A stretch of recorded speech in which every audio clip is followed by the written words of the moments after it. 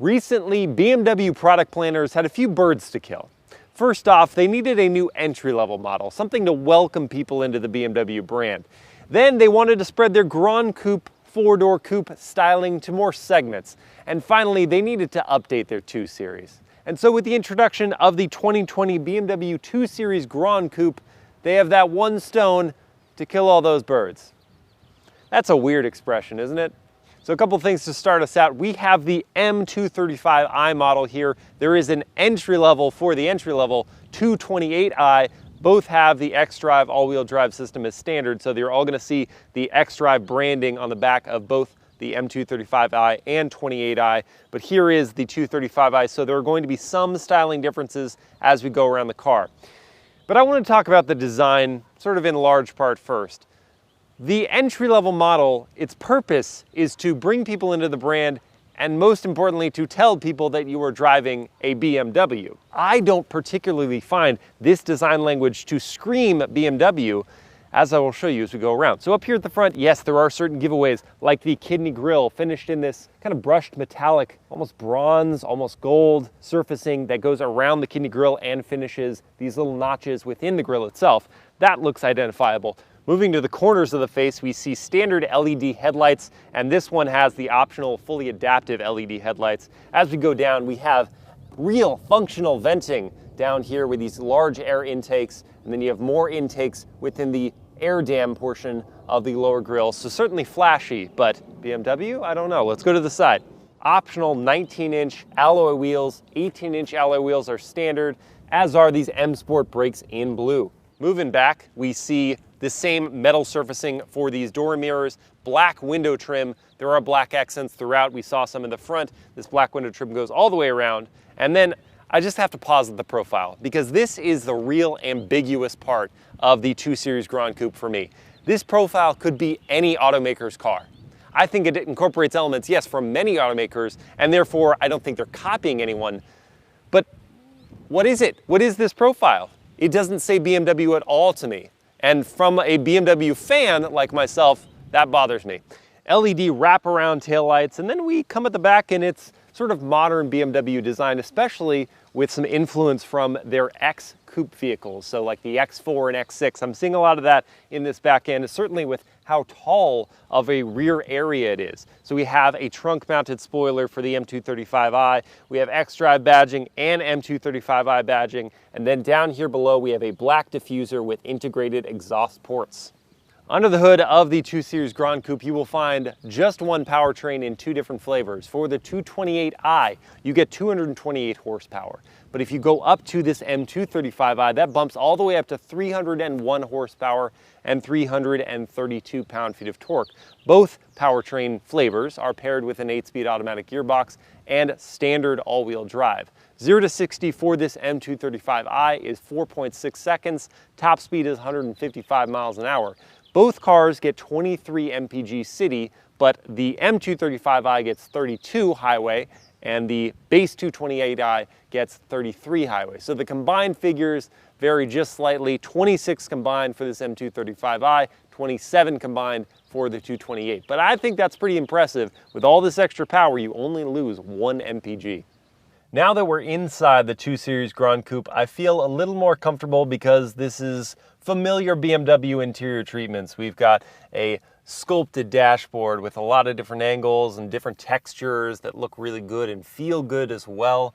We have dual zone climate control as standard. This M Sport steering wheel is part of this M235i package with the big paddles on the back. We have a digital instrument cluster that is also standard. This one has the Live Cockpit Pro as part of the convenience package for a couple $1,000s. This really doesn't have that many options on this model. And it adds navigation to your information within that display. You also have an 8-inch infotainment with BMW's iDrive, latest version of the iDrive system, which is really very good. It may not be flashy like Mercedes-Benz's MBUX, but it's very user-friendly, really crisp graphics, so easy to work your way through the infotainment, and you can use touch or you can use the iDrive controller down here and this host of buttons. One thing to note about these buttons that I really like is that they aren't actual button slots. They're just press points within this pad, so you won't have dirt and grime getting in between the slots of the buttons. It's just a flat surface. And then you also have your gear selector, which is kind of small on this one, and your sport, comfort, and eco mode drive settings over here. But that's it for your textured surfaces. And then you have this piano black surround. Looks good now. We know in a month or two this is going to get scratched, and every day it's going to be smudgy. So right now while clean, it looks good. That won't last very long. You have a couple cup holders, a USB port, but then you have everything else as USB-C ports. So in here we have one USB port in this kind of small center console area, and then we have two USB-C ports back here along with rear air vents. I like that. And this looks like a spot for your smartphone to charge it, but as standard, it's just a holder. So you press your smartphone in there and it locks it into place, but you have to pay for optional wireless smartphone charging. And no moonroof. On this model, you can add it, but again, that's an additional fee. Your options list can get expensive and detailed very quickly. We do have the red Dakota leather. They call it red Dakota leather. I think it looks more orangish, or fire red, or fire orange. Wouldn't call it straight up red, but the seat designs are very good, and these are the M Sport seats. They are optional, and they hold you very well in place. I'm comfortable. The M Sport steering wheel feels great in the hands. This is a good position. Also, as part of that premium package is a head-up display, so you really have a good suite of features here in a well-put-together, high-quality material cabin. Now, as an entry-level model, I'm not expecting a whole lot from these rear seats, but at 6 feet tall, I'm really finding not much room, especially in terms of headroom. My head is on this roof, and I can't actually put it back unless I move my knees outside of the seat, which they were already pressed into the seat. If I do this and sit somewhat awkwardly, then I can kind of get my head back, but it's still not comfortable back here for full-size adults. Thankfully, there's a decent trunk. 15.1 cubic feet of space is better than both the CLA and the A3. So to recap, on the outside it doesn't really look like a BMW, on the inside it does, but everything hinges on whether it feels like a BMW. Does the driving experience communicate that you are driving a German performance sedan? And so far, I'm getting the message. This M235i is pretty fun to drive, and in sport mode especially, where it adds some heft to the steering and you get a little more exhaust note, some of which is piped in through the speakers, and the shifts are quicker. I do feel like I'm driving that BMW that I've always loved. Now, some of the things that make it feel so good to drive are the M Performance goodies. So we've got an M Sport suspension, those M Sport brakes, and M Sport steering dynamics. All those add up to a pretty decent corner carver and just an enjoyable daily driver. So you don't have to drive it aggressively every day to really appreciate what you have. You can leave it in comfort and just dip into it when you need it. There's going to be a little more delay in the throttle response, and the steering won't have quite the heft, but the braking feel, that's going to be the same, and those brakes are good. Let's come to a full stop here. Really good. I mean, pulls the car down with authority, and the brake pedal feel, most importantly, is excellent.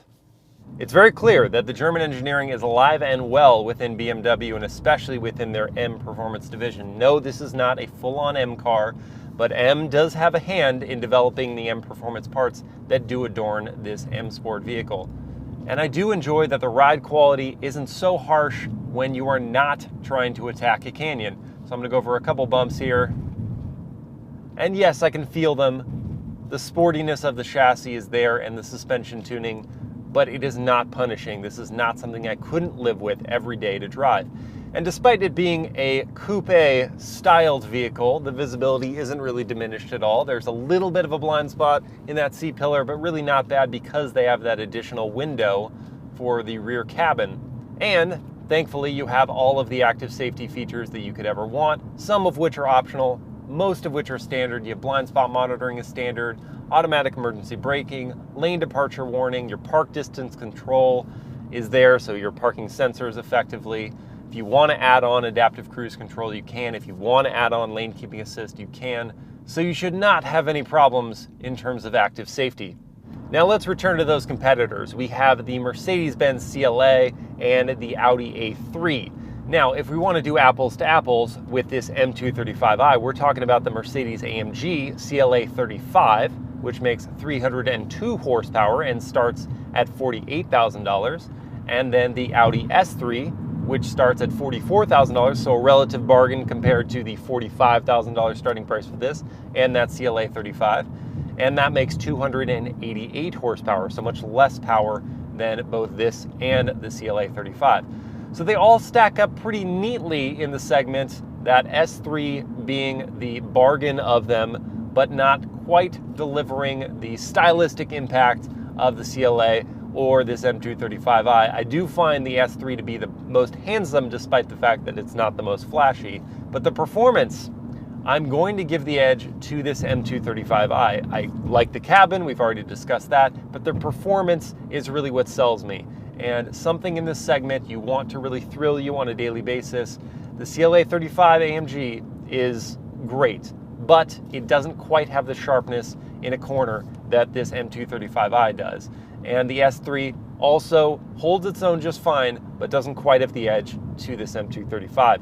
So among the competitors, it's really a lot is going to depend on your styling preferences. Do you like the way the S3 looks? Do you like the way the CLA looks? I find that the CLA has become much better looking in its second generation. The way this new 2 Series Grand Coupe looks definitely doesn't sell me on that, but everything else about it is really good. So if you can get over the looks, then the 2 Series Grand Coupe is the best driver's car and, in my opinion, has the best interior. But if you're attached to the way the vehicle looks, then it's going to be between the CLA and the Audi A3 S3. So that's my take on BMW's new entry-level model, the 2 Series Grand Coupe. If you want to find out more about this car or its competitors, go ahead and click the link in the description below.